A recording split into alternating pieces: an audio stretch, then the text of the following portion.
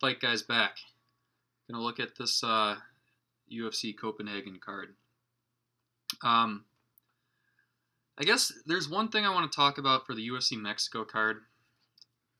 Like and the same thing happened in the previous card with Todd Duffy with an eye poke, and like you just have fans sitting on their couch and saying like, "Oh, Todd Duffy is a baby because he can't continue because we want to watch the fights, and it's unfortunate for us as fans to not watch the fights." More people cared about the Yair Rodriguez Jeremy Stephens fight, but the same concept applies. Like, I don't blame you if you're Todd Duffy and you're 240 pounds fighting another guy who's a trained killer and you can't see straight.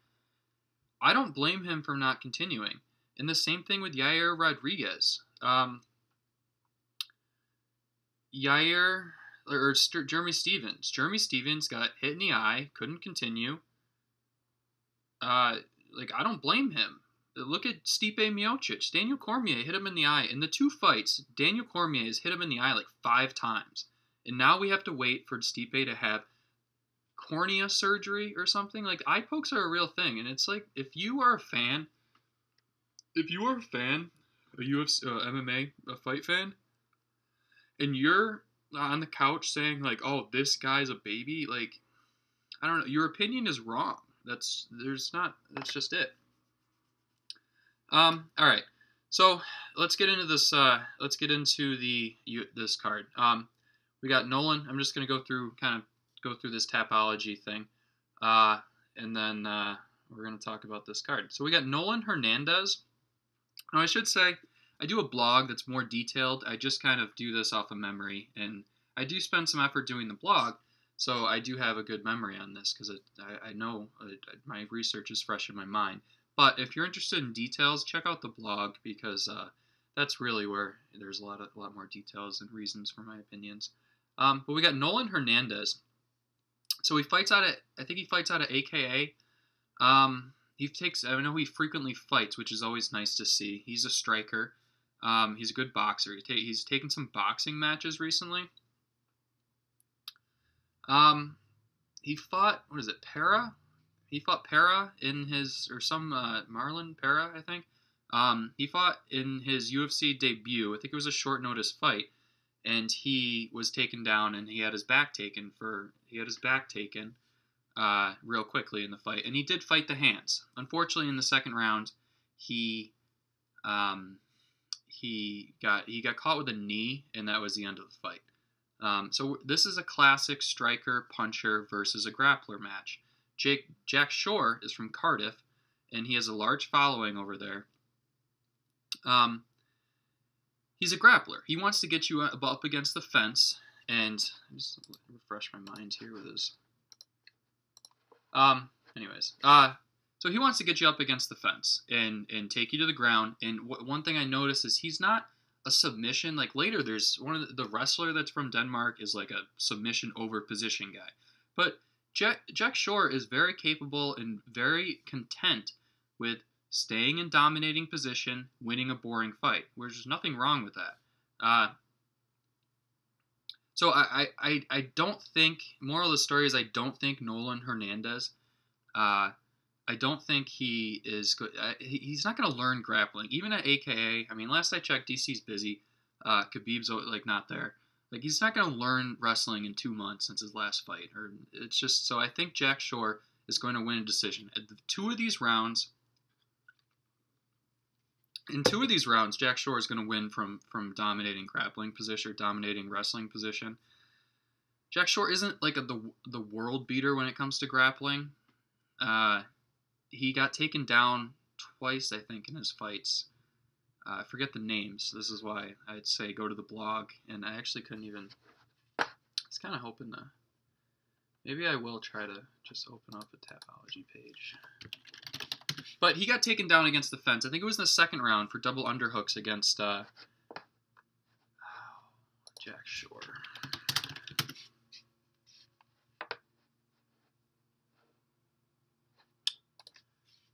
I forget his name, but he's not like untakedownable, if that makes sense. Jack Shore.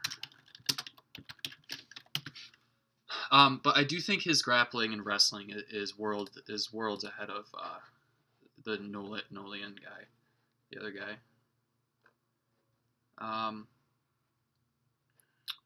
Yeah, it was this Mike Ikundeo took him down. I think he also got taken down by Scott Malone. And both these times he gets up. But from what I've seen, I am giving this Nolian Hernandez enough credit to say he's not going to get submitted. It looks like Jack Shore has had a list of submissions in his Cage Warriors time. But I'm going to go with Jack Shore by decision. There's Jack Shore by decision. All right, the next fight. We have Mark Takasi versus Lando Venata. This is an unbelievable fight. Both these guys are just... I think Lando Venata has a goal every single time he fights, and that's to win the $50,000 bonus. Win or lose, like, he has a goal. He's not going to wrestle you. He's not Jack Shore. He's not going to be content winning a decision. But I seriously think this is going to be an awesome fight. Now, there is the stigma on Lando Venata that he tires out in the third round. That has shown true. In the close fight, I think, is where it's most applicable. But also, Drakkar Klose is much bigger than Lando Venata, and Drakkar Klose in that fight executed more of a grappling-heavy game plan. So Lando Venata had to play defense.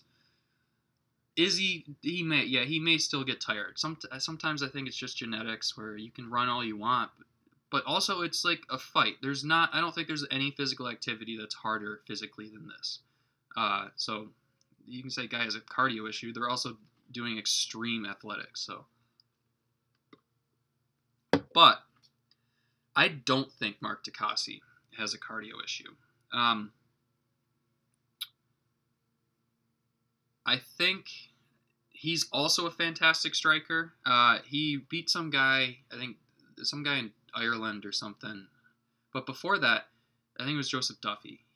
That was his last fight. But before that, he fought. Who did he fight? Drakkar Klose. Who is this? Drakkar Klose, like that. Nazim Hasparat, and who was the other guy?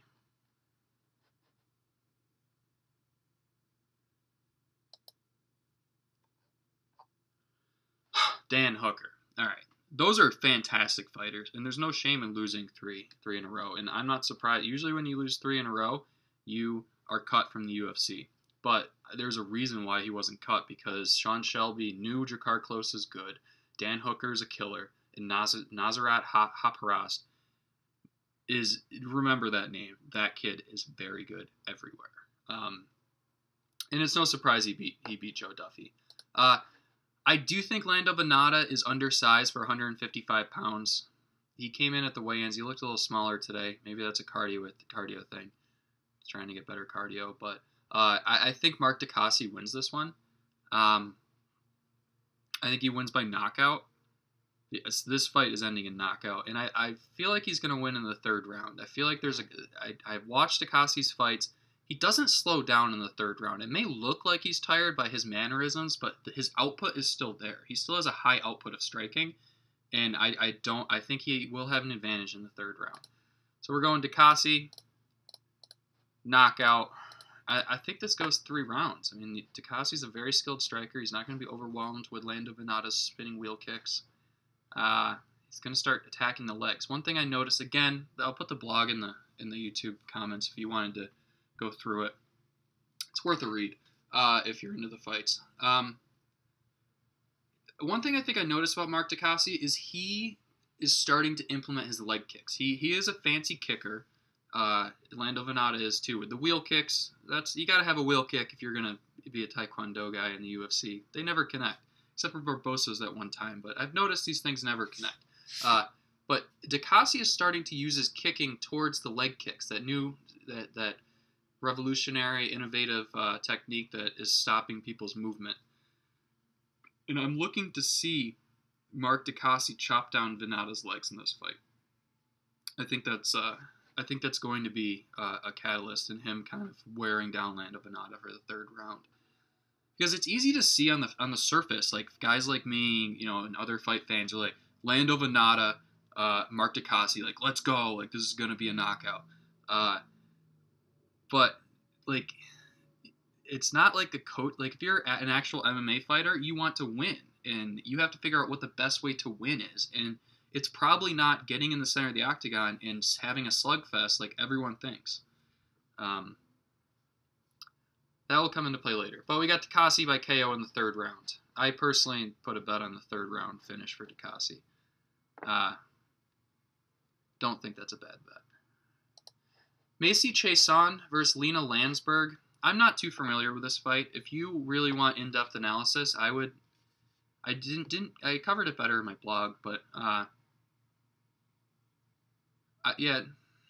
I mean, I don't remember exactly what Lena Landsberg. I know she's the elbow queen. I remember watching her fights, and I watched 3 fights, and I felt like I watched 45 minutes of clinching against the fence, which may not be a bad idea. I mean, Macy Chiasson, it wants to stay at distance. She's extremely large for the division, and she wants to strike with you. If Lena Landsberg can tire this girl out, and all of a sudden now it's not a striking contest, she may have a chance. I'm not betting on this one. I don't think it's worth. Well, I should say I don't think it's worth betting on it. I made some bets I don't think are worth betting, but Macy Chiasson's a big favorite. There's a reason why she's a big favorite. This other girl's 37 years old. Don't bet on her. Don't bet on Lisa Landsberg. Root for her. Don't bet on her. Root for the underdog. All right. Oh, who's gonna win? Chiasson. She gonna finish her? I'm gonna go second round knockout. Seems like a reasonable thing. Brandon Davis versus Giga Chikadze. Whatever. Brandon Davis is a skilled UFC fighter. He's from Mississippi. I love him. He gets into fist fights and like one thing. What did he say? I think he was in the Korean guy, his last fight. He goes back to his corner, and they're all from Mississippi. And he goes, keep kicking that leg. That blank isn't tickling. And, like, you got to appreciate, like, the southern Mississippi cadence and mannerisms. But this Giga was a Contender Series guy. He was put up against this guy to win. He's a kickboxer, 0 grappling.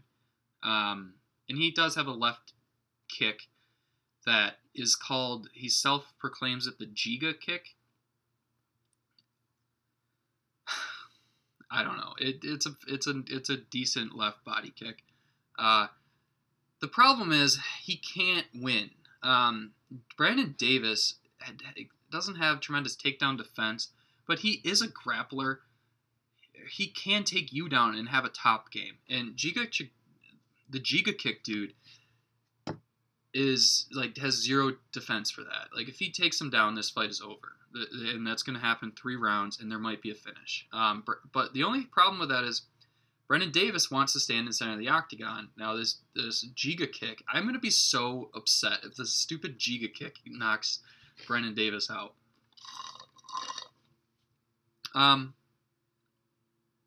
But Brandon Davis is a skilled UFC fighter. Giga Chikadze, or whatever his name is not.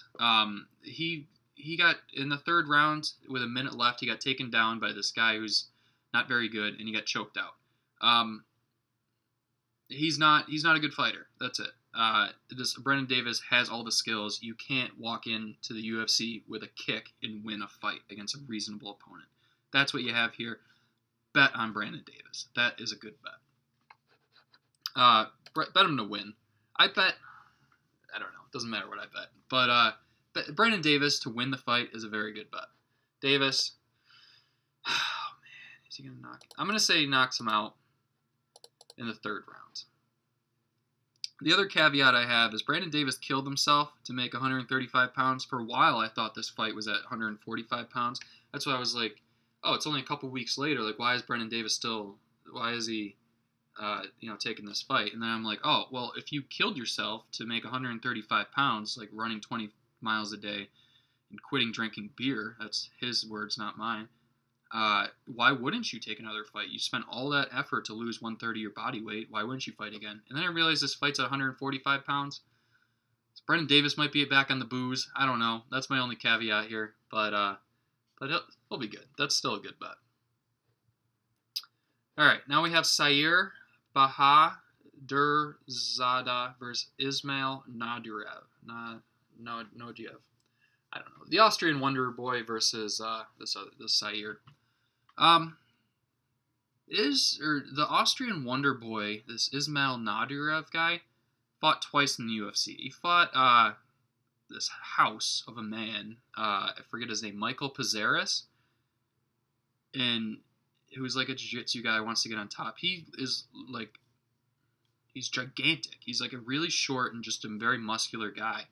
I think it was at 170 pounds.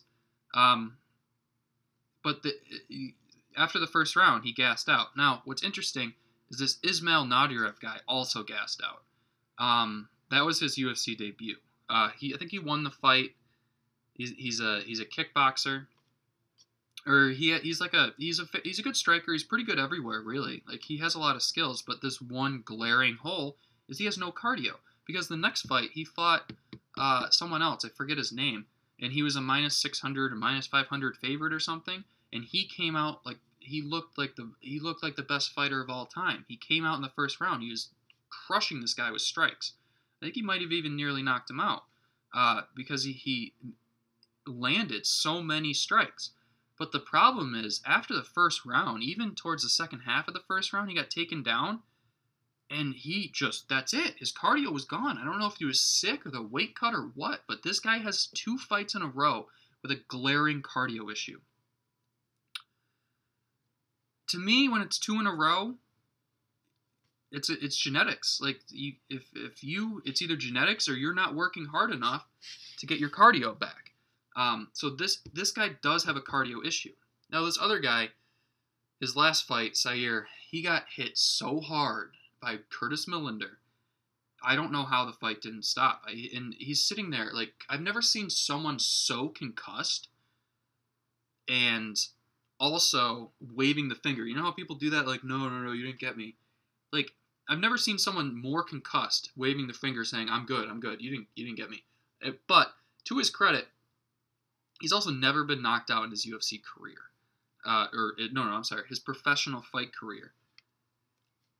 That also might be genetic.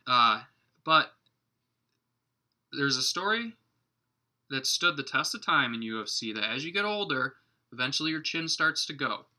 It's possible this Naurdiev guy delivers the first knockout of his career. It is possible. But I will not. This Siyar guy is a good striker. He's decent. He's a decent wrestler. He's capable of putting Naurdiev on his back. Naurdiev does have some wrestling credentials, so maybe I'll take that back. But the thing that I can't get out of my mind is Naurdiev is tired. His cardiovascular system isn't going to be an issue in this fight. Excuse me. Naurdiev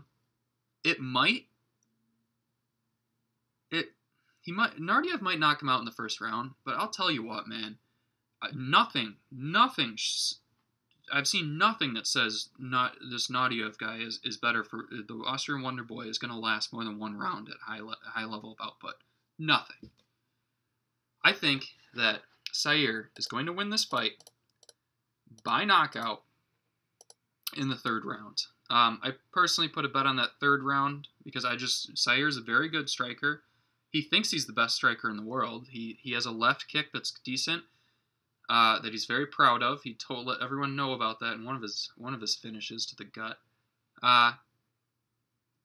And that left kick could be hit to the body to take this guy's gas tank down even farther. I made a bet for this 3rd round finish. It was like plus 2,000 or something. I don't know. One of those Hail Mary things. I don't think it's a bad bet. This Ismail guy has a problem. Unless there's something I didn't catch as to why his cardio is bad, this guy has a problem. So I'm going to bet on that 3rd round finish because he's going to be exhausted. Alessio de Chirico versus Makhmud Muradov. All right. I watched Makhmud Muradov is signed by Floyd Mayweather, the money team. He's taken this fight on short notice, and he's previously fought in whatever promotion, but every single one of his fights have been against a guy who's not good. Let's just say that. There is a phrase in life called iron sharpens iron. Now, I'm not saying this Makhmud Muradov guy is not talented. I think he is talented. I think he has a lot of talents. But my issue here is that this Makhmud guy used to be like a plus 81 underdog or something. Now he's like a minus 150 favorite, which means the people betting, or the MMA fans basically said, oh my God, bet this guy up to be a favorite. This is a 50-50 fight. I'm sorry. I understand that you can beat up a bunch of people who are not very good, and that doesn't necessarily mean that you aren't a talented athlete. But no matter what you do in life, if you don't challenge yourself, you're not getting better. This Alessio guy, Alessio Di Chirico, he's not very good either. He's not. He's a boxer. He's a passive fighter. He wants to be on the outside. Makhmud wants to be on the outside too, so that's going to be an issue. I do think that Alessio is going to be in the center of the octagon walking around the other guy. He's a boxer. He is well known for fighting Kevin Holland and losing in the third round when Holland's shoulder popped out. He was too passive. Kevin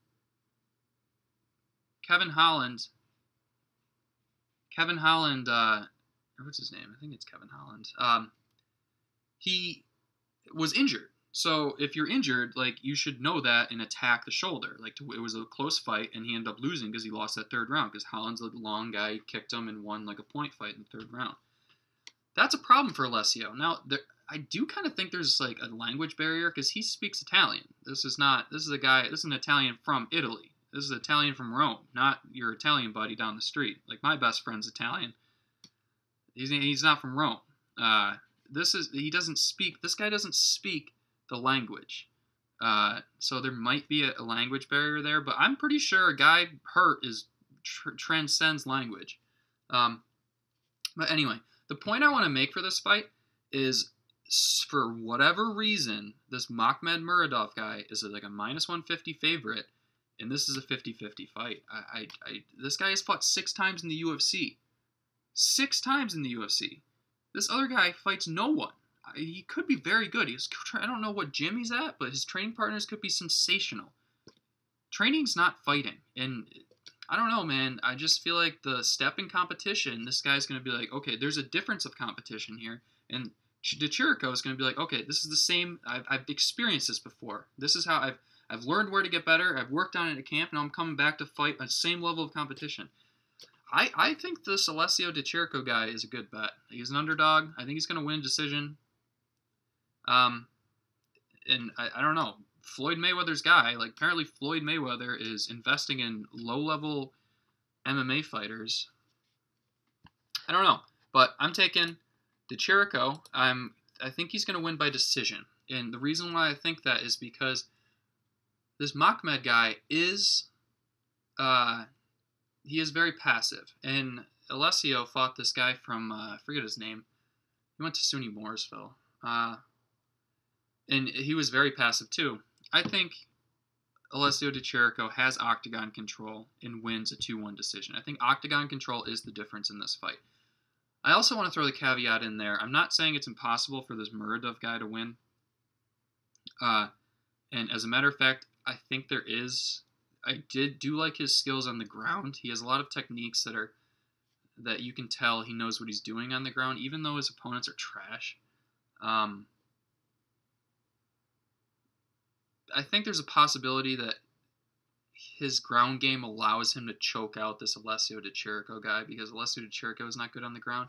A lot of these developing MMA countries, like Italy, I don't know, like even Nigeria, there's some guys coming out of there. Like, you're not good on the ground. It's more natural for these guys to be good in karate or like have that type of background.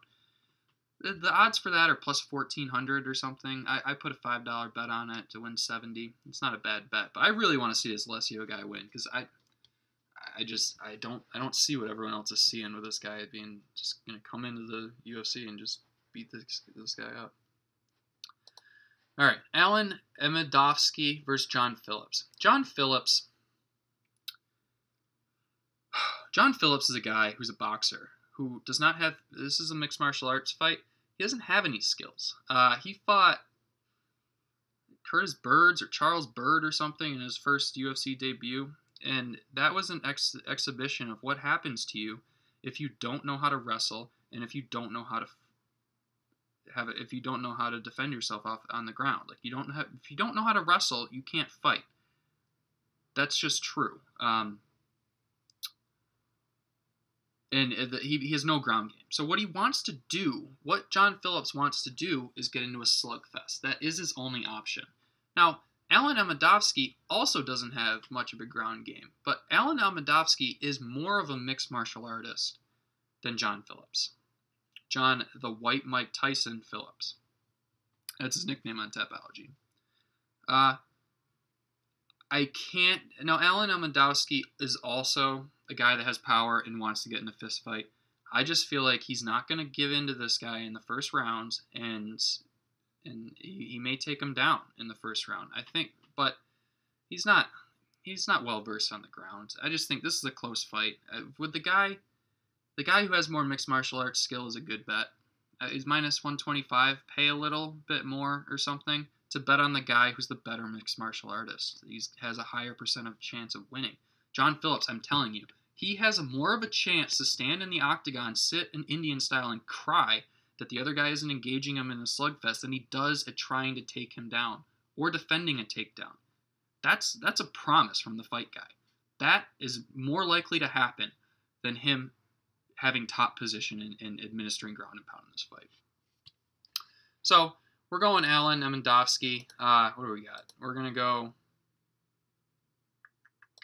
He's definitely knocking him out, and I think it's going to be in the second round. Alex Oliveira versus Dalby. Dalby fought, I don't know the guy's name right now, but Dalby had a fight where they had to stop the fight. What's that guy's name? The Mark Goddard. I kind of have a love-hate relationship with him. Sometimes I feel like he's just kind of a jerk, but it's also like anyways. He had to stop the fight, and rightly so, because the octagon, all of the octagon, there was no safe space. All of the octagon was too slippery because there was too much blood on it. Like, he got hit with a gash up here, was bleeding profusely, and he broke the other dude's nose. This fight was literally stopped because both guys were bleeding so much the octagon floor was too slippery. Anyways, Alex Oliveira. He has the wrestling to win this fight. He has the Muay Thai to win this fight. He can take Dalby down. Dalby is not an excellent wrestler. There is a cardio issue with Oliveira. And I also don't think Oliveira can stick to a game plan. Now, he's a bull rider or a bull fighter. I think he rides bulls. Doesn't matter. Those guys are wild men. In order to do that, you have to be a wild person. Wild men like that, bullfighters, do not have. He probably doesn't have a good relationship with his spouse. I can almost guarantee you that. They can't stick to a game plan. They're wild people. Mike Tyson said everyone has a game plan until you get hit in the face. Alex Oliveira gets hit in the face by his cardio at the end of the first round, and he does not stick to the wrestling game plan because you don't know why? Wrestling is exhausting. He won't do it. He's not going to do it. He's a wild man. He's going to use his Muay Thai. He's going to get tired, and Nicolas Dalby is going to be losing the first round. Second round, he's going to be losing, and you're going to see Alex Oliveira, that fatigued fighter. If you look at Dalby versus Darren Till, that level of fatigue, maybe not that much, but you're going to see Nicolas Dalby start to walk Alex Oliveira down and knock him out. If he doesn't knock him out, you're going to wonder who won the second round to win the fight. I put a bet on Nicolas Dalby winning in the third round.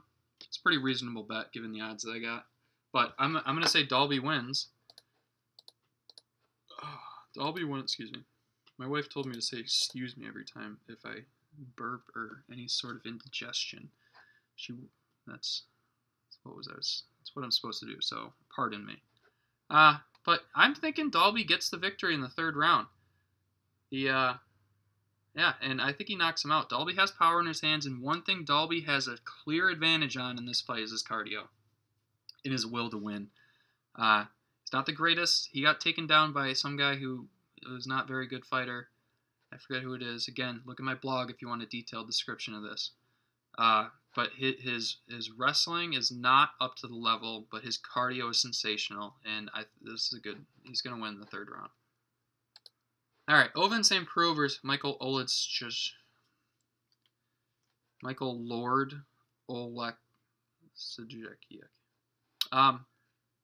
Versus OSP, Ovince St. Preux. Ovince St. Preux I think is at the end of his career. His cardio is not good anymore. He's good for about one round. He's very strong. There's a possibility that he chokes this guy out, or he executes his St. Preux choke that he's now known for because he's done it 3 times maybe.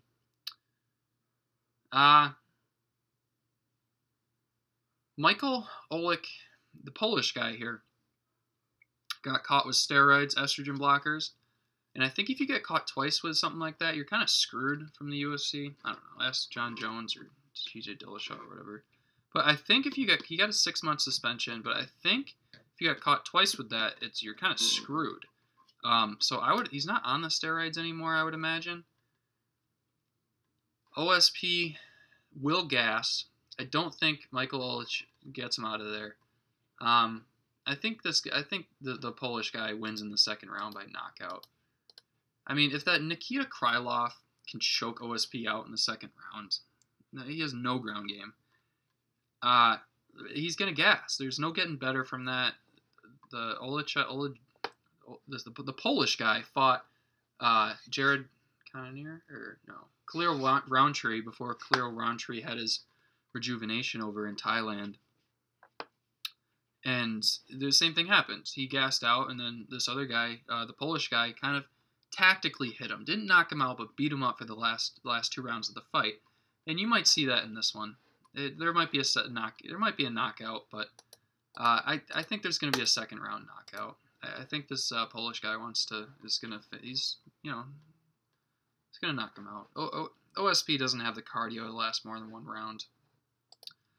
I don't like this guy, Ian Cuțelaba. And the reason why I don't like this guy is because my buddies and I are watching the fight versus Glover Teixeira. And he walks across the octagon when Bruce Buffer's introducing him. Walking across the octagon. By the way, everyone appreciate the Denmark shirt? Thought that was appropriate. I think 10. What is that? I think he used to play United. I forget his name. He walked across the octagon while being introduced by Bruce Buffer. Went up to Glover and was like, "Oh, you're gonna die." Came back to his side of the corner. First of all, that's Bruce's time. That's not your time, okay? Don't make a spectacle of yourself. That's Bruce picked out an outfit to do the introductions. That's Bruce's time. Give Bruce a fist bump, respect his time. So he goes back over there, and I think Glover's like, not today. And it wasn't his day. He gassed out in the first round. He caught Glover a couple times, but he did gas out in the first round. And I think Glover knocked him out or submitted him in the second round. And my buddies and I were rooting for Glover the whole time. But this is not what's the word? This is not an anomaly. Ian Cuțelaba has a cardio issue. He actually got popped for USADA for blood doping, which kind of makes sense. One, if this Ian dude apparently paints himself green for weigh-ins and calls himself the Hulk. So if you're gonna kind of, I believe, and they put it in the USADA report, if you're gonna engage in alternative therapies, maybe don't paint yourself green and refer to yourself as the Hulk. I mean, that's the first guy that I'm testing if I'm USADA. Like, hey, this guy who's green, let's test him. But he allegedly, he allegedly was blood doping, it sounds like. And it makes sense because his cardio is awful. Again, you can't get caught with that stuff 2 times in a row. You can't get caught with that stuff 2 times in a row. So I would imagine he's not doing it anymore. I'm not well versed on the ins and outs of USADA. I do think it's so important that the UFC has USADA and does catch guys. Even if some guys go under the radar, like TJ Dillashaw got caught for that EPO and he's been doing it his entire career. It's important that there is a deterrent. Even if 90% of the guys get let's say there's 50% of the guys who are cheating and doing that stuff don't get caught, it's important that you catch and punish the other 50 to make a deterrent, because if there's not a level playing field, the UFC will no longer stand out amongst Bellator, amongst one championship. This is the gold standard, and the UFC is the gold standard. And in order to stay the gold standard, you need to keep this USADA program. I think someone is talking about the UFC is not going to do USADA. If the UFC stops USADA, that is a problem, because they won't be the gold standard. They're going to open it up, and I know it's expensive, and I also know that they let Brock Lesnar juice to the gills go fight Mark Hunt. It's not perfect, but there is an incentive to not cheat in the UFC, and the drug tests around the world and other organizations aren't good. Anyways, sorry, that was a little thing. Diego Forlong. That's the Danish guy. Ian Cuțelaba has a problem. There's a real chance he knocks Khalil Rountree out in the first round, because that's what he does. He in today's weigh-in, he's like, and Khalil Rountree made a funny reaction to it. But in the second round, he's gassed. If he shows up, he does the same thing that he's done his entire career, and there's no reason for me to think otherwise.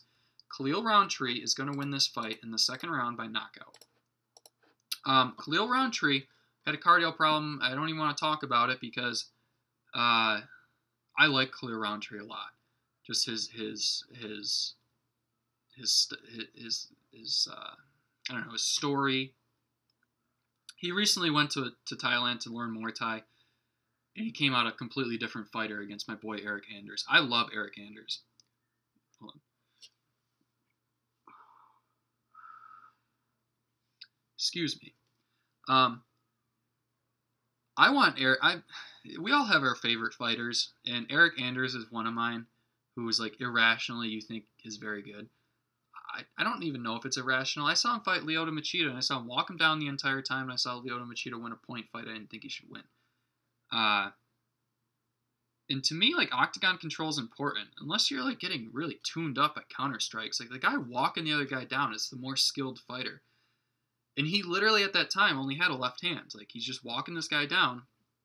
If Eric Anders can make the commitment to 185 pounds, I'm going to be there with my Eric. I might buy something on UFC. If Eric Anders sells something on UFC so I can buy it, if you go down to 185 pounds, if he beats Israel Adesanya, who is it? Yeah, that's the champion. Israel Adesanya, Rob Whittaker, whatever. Eric Anders, champion. Anyways, Khalil Rountree is going to win in the second round. He's fantastic Muay Thai. It looks like he helped his cardio issue before. He's got a whole new skill set, and he looks like a fantastic fighter. There might be a little recency bias here, but that's okay. Rountree wins by the second round. Gunnar Nelson. Gilbert Burns. Gilbert Burns will not fight 155 pounds again. I said that last time when he fought in Uruguay. Took the fight short notice against the Russian guy, and everyone said he's going up weight class. He is not going up a weight class. This is his new weight class. He took this fight short notice. I forget who pulled out. Maybe the Thiago Alves, the kickboxer. Pulled out. Gilbert Burns is a grappler. Gunnar Nelson is a grappler. Gilbert Burns will have a size advantage in this fight. This is his weight class. This is not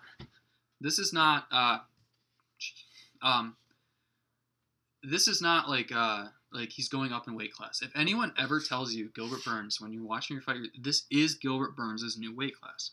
Let's talk about the fight. Gunnar Nelson can't punch and kick. If you told Gunnar Nelson to wear a pink thong in the octagon because it would have, or a pink jock strap because it would have a better chance to take your opponent down, he would do it. He is a karate style because he grew up with karate. That was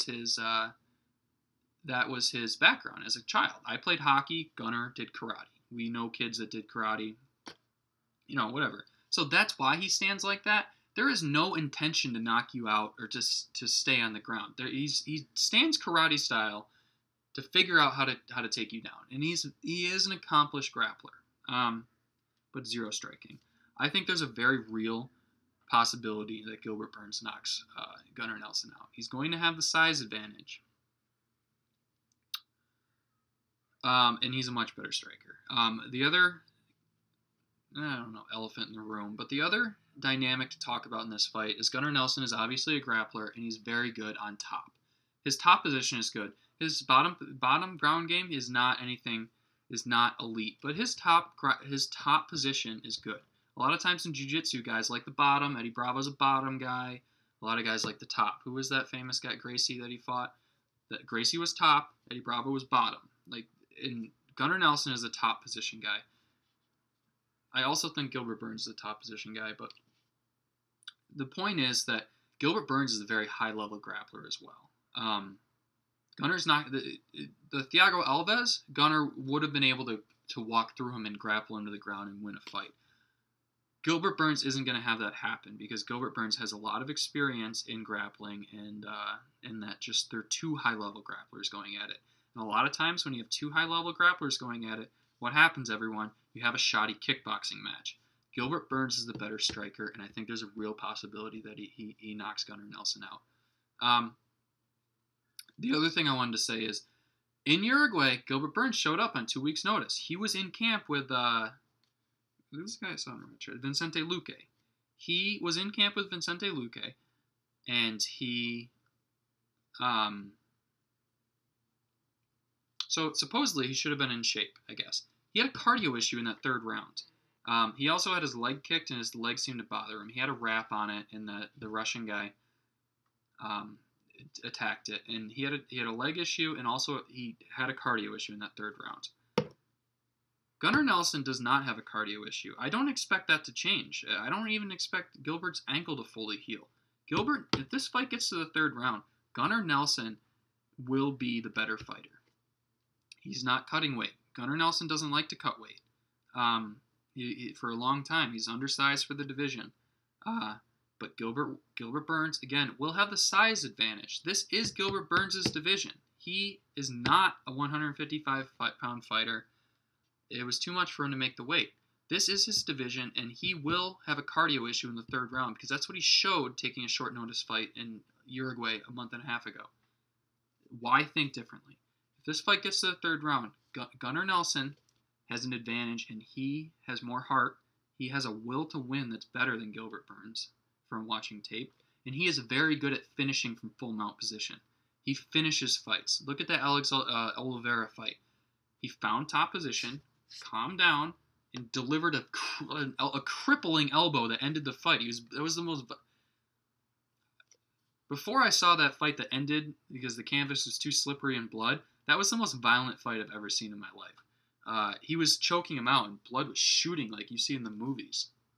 But my point is, Gilbert or Gunnar Nelson is an efficient finisher.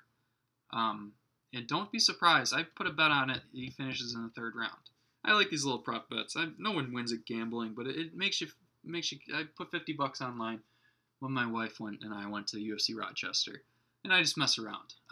But I like to win too, and I think there's a reasonable possibility that Gunnar Nelson wins in the third round in this fight, and I also think there's a reasonable possibility Gilbert Burns wins by knockout in this fight. So.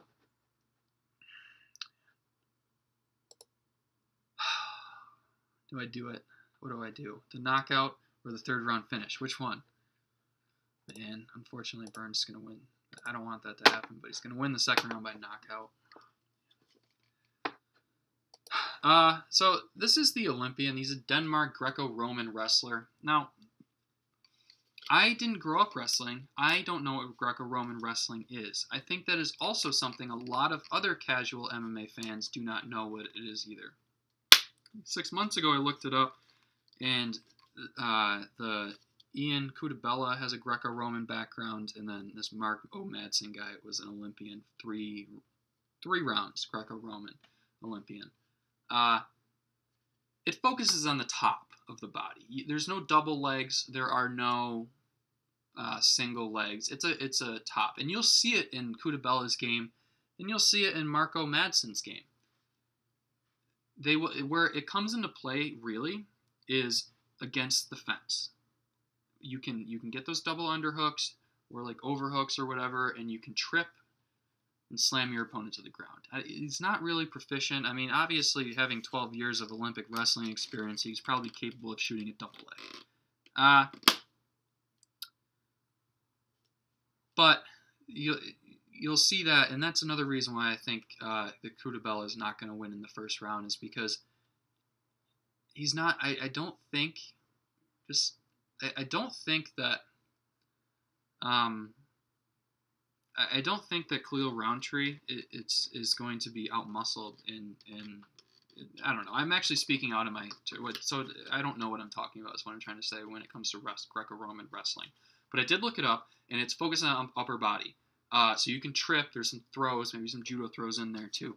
But that's what it is. He's gonna beat this guy, Caterpillar. But he's going to win by decision, because a lot of times when you see something like these Olympic wrestling guys come into the octagon and fight, you just assume that they're good on top. Wrestling is taking your opponent to the ground. Jiu-jitsu is what you do once your opponent is on the ground. Those are two very different things. And you won't see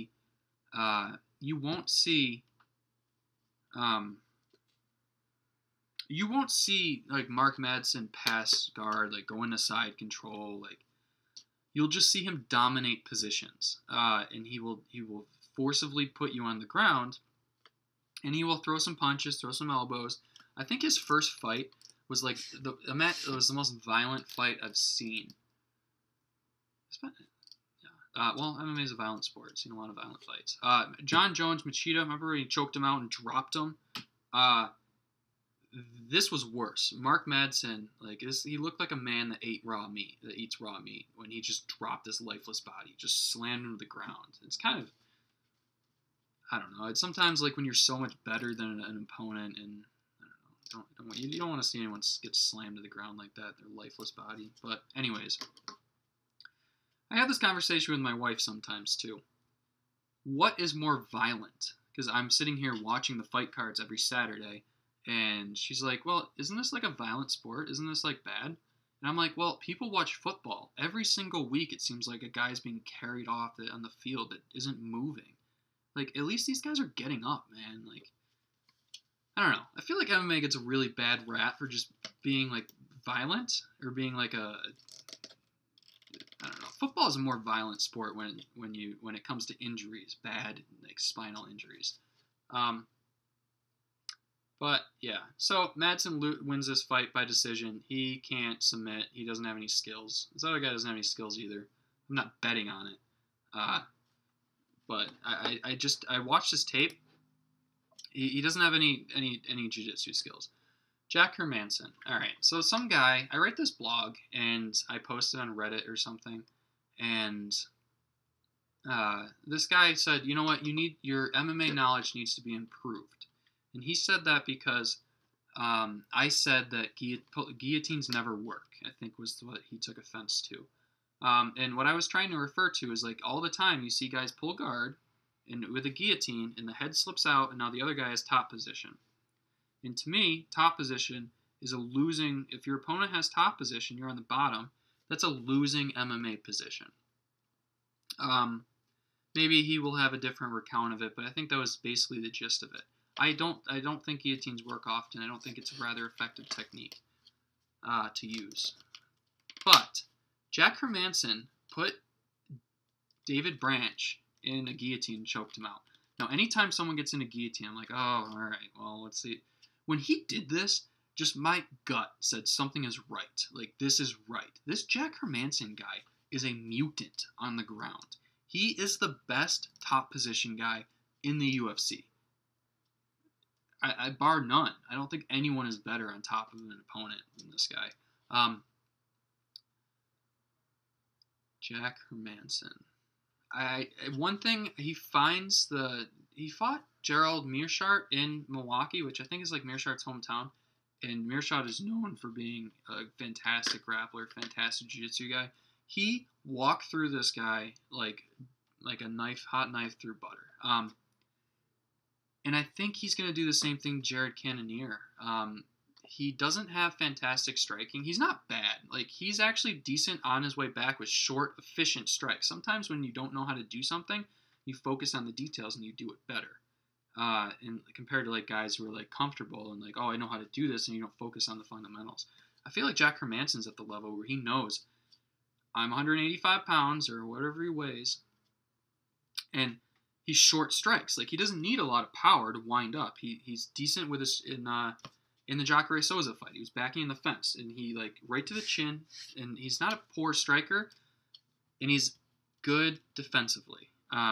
He knows what his bread and butter is, and he knows he needs you to take you down, and he enters the fight having that in his mind. He's a defensive striker. He knows that he's susceptible to getting knocked out. That is a path to victory for most of his opponents.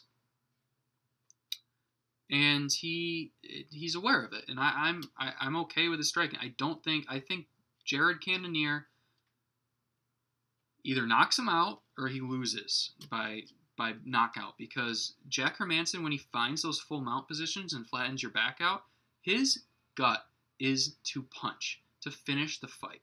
He's not going to try to choke you out. He wants to finish the fight. That's what his instinct is. But at some point in this fight, he's going to find full mount, and he's going to finish Jared Cannonier.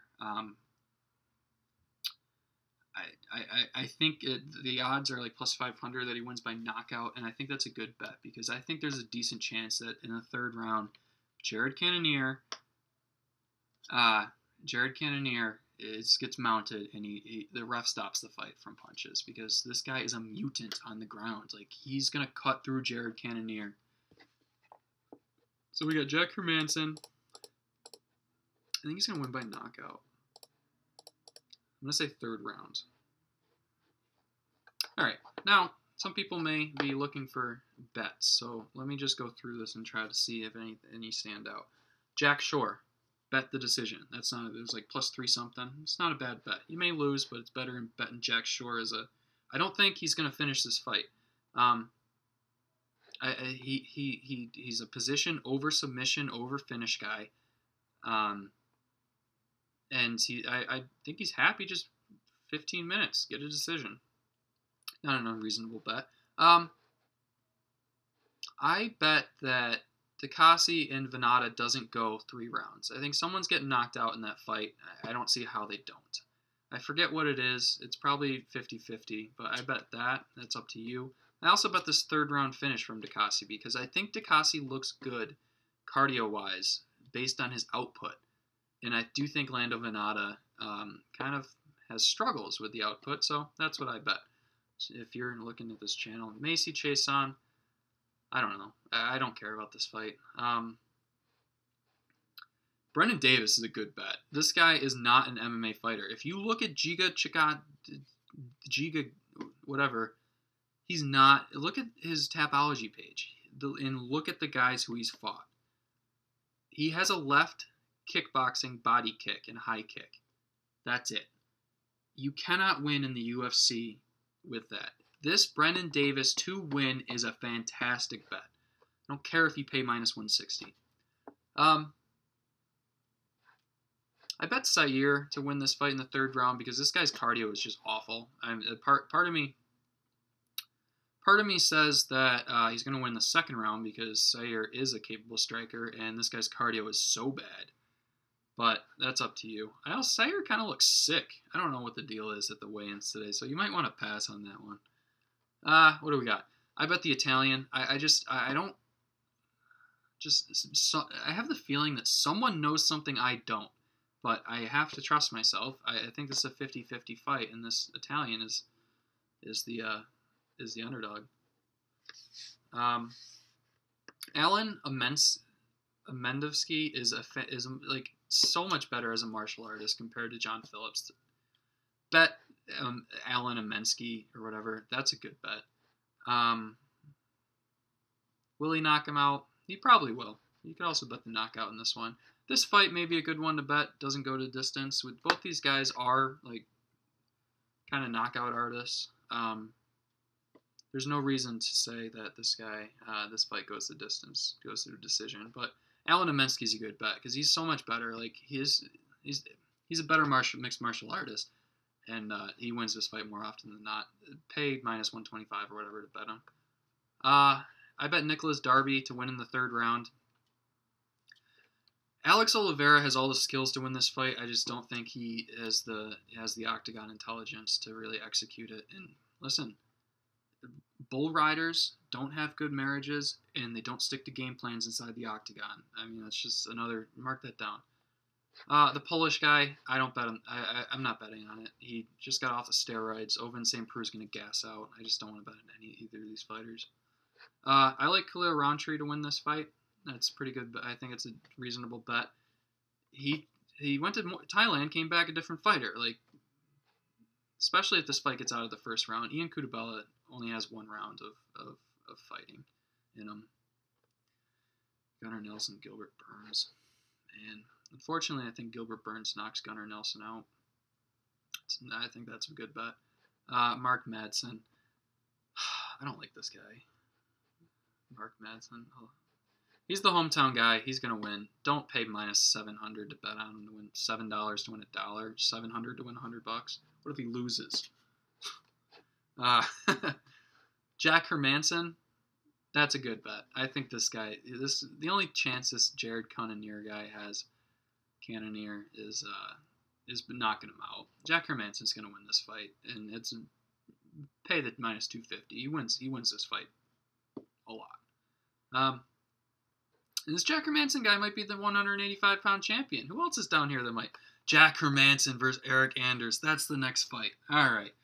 Hope you guys do well. Hope you guys really enjoy the Denmark card. I really like that the UFC is going around the world. It's kind of like, it's just kind of unique. And I hope you guys, if you follow some of these bets, that's certainly a part of what I do. I don't think anyone is going to win. I don't think anyone's going to become a professional gambler from this. And you know what annoys me? Is like you go to similar videos on YouTube, and it's like, oh, there's this one guy who's just like, he's like, I'm the most profitable gambler in sports entertainment or something, and it's just like, no, you're not. You have 57 people viewing your YouTube channel. You're here because you like the UFC a little too much, like me, and you're making YouTube videos about it. Like, shut up, dude. Like, no one is this all-time profitable gambler. But I'll tell you what, started with $50. I got like 500 now. Follow me. Huh?